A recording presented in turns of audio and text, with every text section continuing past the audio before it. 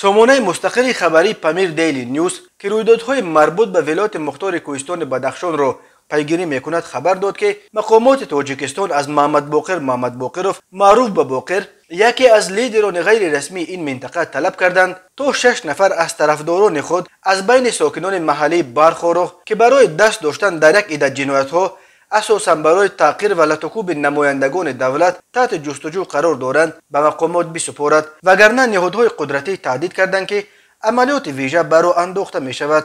خبر می‌دهد پامیر دیلی نیوز اسم این 6 نفر را نیز نشر کرده است. اقنظر سال تولدش 1992، زکلوبیکوف سینا سال تولدش 1993، سلطان شایف خورشیدشاه سال تولدش 1984، شعبانوف جمشید سال تولدش 1986، ناصر علی سفرعلی سال تولدش 1973، شیروف مانوچهر سال تولدش 1986. یکی از اینها ساکن کوچه قرغزبک و بقیه از کوچه ایجابوفند. خود باقر نیز در همین کوچه ایجابوف زندگی میکند. در عموم محله برخورق یکی از منطقه های اساسی زیر نفوذ باقر در خورق به شمار می رود.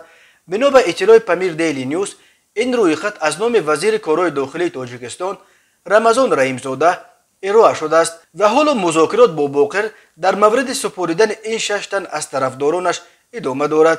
نشریه می نویسد که از نام مقامات این مذاکرات را رئیس ولایت مختار کوهستان بدخشان جنرال الشیر میرزانباد و وکیل پارلمان عزیز گیازاده پیش میبرند. مقامات رسمی ولایت و جمهوری تا حال این خبر را رد یا تصدیق نکردند، ولی ساکنان خورق میگویند چند روز باز نگران شروع عملیات ویژه به ضد باقر و طرفداران اویند. خبر طلب سپردن 6 ساکن برخورق در حال است که اخیراً دادستانی ولایت بدخشان خبر داد که بر اساس شکایت سردار اداره معارف ولایت لطفالله نوروزوف به ضد محمد باقروف بر اساس 4 بند کودکس جنایتی با اتهامات چون استفاده زور نسبت به نماینده حاکمیت، تحقیر نماینده حاکمیت و ایران کردن دخل ناپذیری مردم و برانگیختن کینه و عداوت محلگرایی پرونده جنایتی آغاز کردند. دادستان ولایت پرویز عارفزاده گفت محمد باقر از دعوت تفتیشات سرکشی کرده برای بازپرسی حاضر نشد. لطفالله نوروزوف ادعا دارد که باقر او را تحقیر و لطکوب کرده است